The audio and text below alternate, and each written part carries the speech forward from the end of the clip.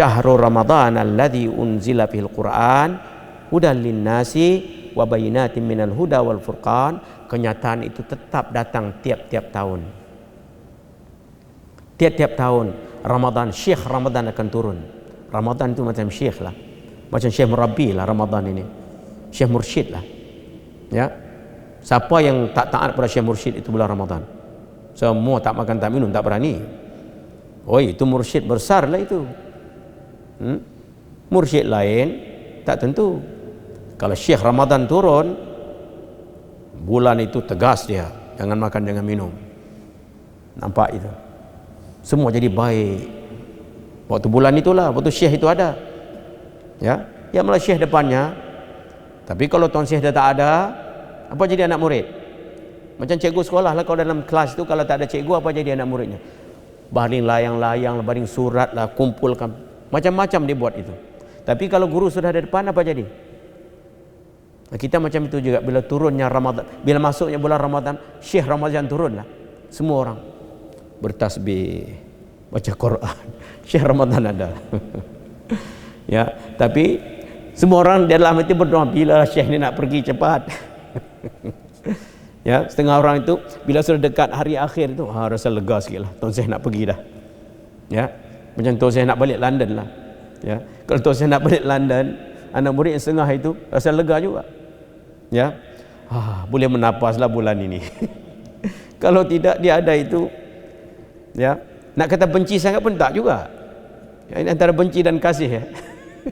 Ya, kasih apa itu, benci tapi rindu ya. Benci tapi rindu. Ini pelik orang berkasih. Jadi dengan guru kadang tu murid dengan guru macam itu juga, benci tapi rindu. Bila kita bercakap ni, tuan saya rindu dengan tuan saya.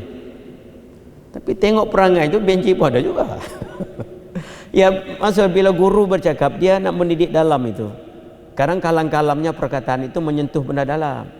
Orang lain tak boleh sentuh. Dia macam rasa rimas. Rimas tu benci lah itu. Rasa tak selesa itu.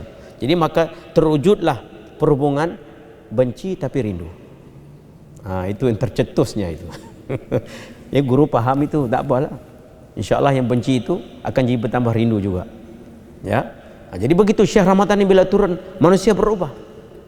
Ini bulan nih, bulan Ramadan ini, bulan yang dihubungkan dengan teras la ilaha illallah Muhammad Rasulullah sallallahu alaihi wasallam. Perkataan yang pertama yang kita terangkan tadi itu kalimat thayyibah, amnya, khasnya itu ini imam, dan makmumnya yang am itu lain daripada kalimah itu. Tapi kalau kita betul memusatkan tumpuan kepada penyaksian la ilaha illallah pada tahap fi kulli lamhatin wa nafasin adadama wasi'ahu ilmullah, tidak ada satu yang terlepas dengan ilmu Allah, yakni anbiya, aulia, siddiqin, syuhada wa salihin, itu digabungkan di antara zahir dan batinnya la ilaha illallah itu, yang sirri, yang batin itu Muhammad Rasulullah, yang zahir itu digabungkan yang jahir, yang jahri dan sirri itu, maka ketika itu berlakulah cetusan di dalam fi kulli lamhatin wa nafasin adadama wasi'ahu ilmullah. Itu perkataan, kesempurnaan perkataan itu dia akan masuk pada tangga yang kedua, perbuatan. Perbuatan itu as-salah. As-salah itu kita terangkan nak mengukuhkan lagi kesempurnaan bagi perkataan itu. Jadi nak buktikan kamu itu sudah terima percaya serah kalimah thayyibah itu, as-salah, dirikan salah. Tidak orang munafik boleh cakap saya terima percaya serah.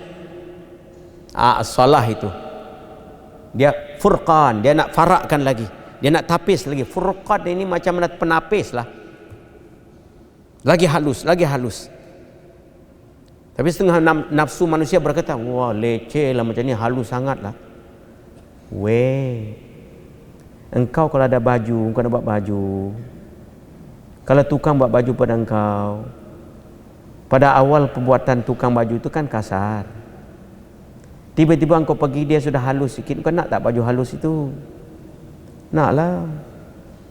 Manusia itu cita-citanya, kemahuan di dalam itu pada menuntut kesempurnaan. Kehalusan itu kesempurnaan lah. Cita-cita naluri manusia itu sempurna, nak lagi sempurna. Nak update lagi, nak update lagi, nak upgrade lagi. Macam itu Samsung dah keluar itu A7 pula sekarang ini. Sekarang Note 7 pun nak keluar, nak upgrade tak? Oh pandai pula engkau nak upgrade. Ini nak halus-halus, nak upgrade lah. Tapi bab ibadah ini berbunyi itu, penasihat agung kita di dalam itu berbunyi, alamak halus sangat lah, cukup lah sekadar ini. Tapi kalau bab-bab benda luar tak cukup, ada lagi. Nampak itu. Sepatutnya di sebelah sini yang tak cukup lah ibadat ini, bukan sebelah sana. Kita dah terbalik lah, dah terbalik. Itu akhir zaman kan terbalik lah itu alamat akhir itu. Ilmu yang kita baca, faham, ingat, kita terang ini nak seimbangkan balik. Ramadan ini nak seimbangkan balik, nak install balik, ya, nak upgrade itu, yang kurang itu nak tambah itu. Sebab itu syahrul Ramadan alladzi unzila fihil Quran hudal linnasi wa bayyinatin minal huda wal furqan. Kenyataan bagi ayat itu nampak terang pada manusia, berlaku setiap saat demi saat. Sampai penghujung kita akan lihat mana satu manusia di antara manusia yang sampai di mercu gerbang hujung bagi Ramadan kepada Syawal itu, yang sampai kepada matlamat tujuan berpuasa itu. Ya, kita harapkan diri kita orang itu. Tapi harap saja tidak boleh kalau tidak disertai dengan ilmu dan amal, tidak disertai ilmu dan zikir. Kalau harap tidak disertai ilmu dan amal, harap tidak disertai ilmu dan zikir, itu namanya ghurur, terperdaya, bukan harap itu. Ya, macam satu orang itu naik lift nak pergi tingkat 10, ya, dia picit tingkat 5. Haraplah tingkat 10, ya Allah sampaikanlah. Ada harapan agak-agak. Bila sampai tingkat 5, ping 5. Alamak, sudah takdir Tuhan. Inilah ilmu salah ini. Jadi apa yang dia harap itu tidak selaras dengan perbuatannya, tidak selaras. Itu yang kita tekankan, kesatuan dan keselarasan. Umat sekarang ini perlukan 3 perkara itu: terang, jelas, nyata, bersih, tidak bercampur, kesatuan dan keselarasan. Kalau bahasa kitabnya, terang, jelas, nyata itu an-niyah. Niyah itu maknanya qasad, kehendak, kemahuan. Sebab manusia itu memang kehendak. Tapi kehendak itu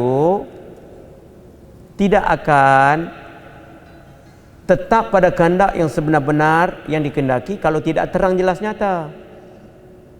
Terang, jelas, nyata itu ilmu. Ilmu itu niat. Ilmu itu jadi niat, jadi kehendak.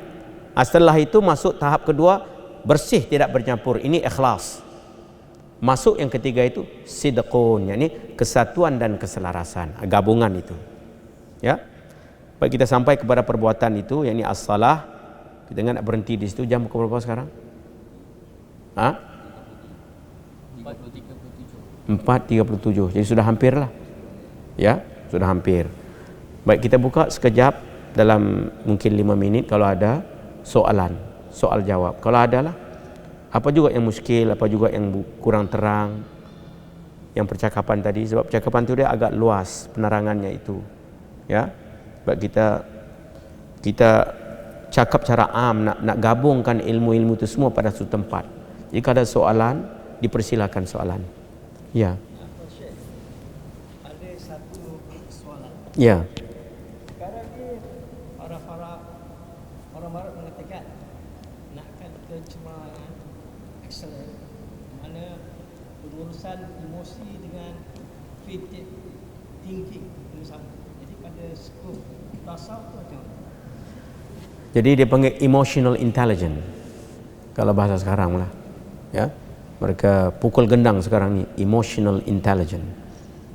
Ya, maknanya orang yang dapat mengawasi atau mengawali perasaannya. Sebab itu pikir, rasa fikir ini. Pikir ini bila kita sebut pikir maknanya at-tauhid. Itu makna kita. Pikir. Bila kita sebut rasa maknanya at-tasawuf, mana ihsan. Ya. Bila sebut buat perbuatan itu maknanya fiqh, maknanya Islam. Jadi iman, ihsan dan Islam, gabunganlah itu. Jadi ilmu tasawuf ini ilmu yang menerangkan, menjelaskan sudut zauqi, sudut mengalami merasa itu dikawal. Sebab diikatkan pusatan tumpuan itu pada kalimah itu. Kalimah itu diikatkan kepada perjalanan Nabi, yakni anbiya, aulia, siddiqin, syuhada, wassalihin. Ini menjadi uswah, menjadi model manusia yang telah berjaya mengawali pikir rasa buatnya. Jadi kalau kita nak berjaya, ikut orang yang berjaya. Jadi oleh kerana pikir rasa buat amal kita ini, akar rumbinya itu ada hubung kait dengan rabitah, tambatan kasih mesra, dengan guru kepada guru, guru kepada guru, sampai kepada Nabi sallallahu alaihi wasallam. Maka di situ gelombang pengaruh berlaku secara ruhani. Tarbiyah secara rohani berlaku, mendidiklah murid itu. Itu yang sebenarnya lah akan berlaku. Sebab itu ilmu ini sebagai garisan, supaya jangan terkeluar apa yang kita buat itu. Sebab tidak mustahil manusia itu terkeluar daripada kebenaran. Tak kira siapa dia. Ya. Tak kira siapa dia itu, tidak mustahil dia itu boleh terkeluar daripada landasan. Sebab itu sifat awas, perhati, jaga, pelihara, kawal. Ini 5 perkataan ini: awas, perhati, jaga, pelihara, kawal. Awas, perhati, jaga, pelihara. Jadi bila kita awas dan bila ada sifat awas, kita akan perhati. Bila kita perhati, kita akan jaga. Bila jaga, terpelihara dan terkawal lah.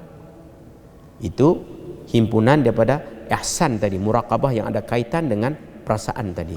Kena ada sifat itu yang berkekalan, menyuluh. Spotlight suluh dalam, spotlight suluh luar. Jadi ilmu suluh dalam, ilmu suluh luar. Ilmu ada 2, ilmu zahir, ilmu batin. Ya, jadi 2 ini kena berjalan sekali. Itu berkehendak pada mursyid yang tetap pada amalan itu. Bila tetap pada amalan itu, dia akan bercakap, tak lari pada pusatan itu. Jadi emotional intelligence yang dipukul canang oleh orang barat sekarang ini, bagi kita itu kacang lah. Bagi orang yang mana mudah senang daripada orang yang orang yang memelihara tradisi anbiya aulia ini, itu dia faham. Dia tengok, dia macam dia tahu. Penerang kita lebih lagi terang. Cuma terkadang itu penerangan itu ada agak keliru, sebab banyak manusia akhir zaman bila dia bercakap, kalamnya itu bukan kalam jama'iyah, kalam farqiyah. Jadi bila dia bercakap tentang zahir, dia tak nampak gabungan yang batin. Dia cakap yang batin, tak nampak yang zahir pula. Belum bergabung. Jadi orang yang sampai tahap itu, bila dia bercakap agak confused sikit. Tapi orang yang telah gabungkan di antara zahir dan batin itu, ini makam jam'iyah, makam perhimpunan. Orang dia sudah himpun ilmu zahir, ilmu batin. Bila dia bercakap, marjiknya, manusia ini ada bingkal di belakang ini, frame of reference. When I speak, I want to refer to the frame of reference. Accordingly, sejauh mana bingkal rojokan kita itu, library kita itu sekadar ilmu kita. Dan library itu ilmu yang hitam putih, dan ilmu yang dia amal, dia rasai setiap saat dan ketika. Sama ada manusia tiada, berseorang diri, beramai-ramai, dia tetap. Ilmu itu orang jarang. Jadi bila kita buat soal ini, banyak manusia dia akan marjiknya kepada ilmu hitam putih. Sedangkan ilmu hitam putih tidak ada pengalamannya. Ketika itu penjelasannya kurang. Tapi kalau dia ada dua-dua sekali, baiklah. Bukanlah kita dakwah kita orang itu. Waliyahzubillah. Kita harap kita jadi orang itu. Harap semua orang boleh harap. Harap tak salah. Tapi dakwah tak boleh. Ya, tak ada dakwaan dalam pengajian. Dapat jawapannya. Ada soalan yang lain lagi?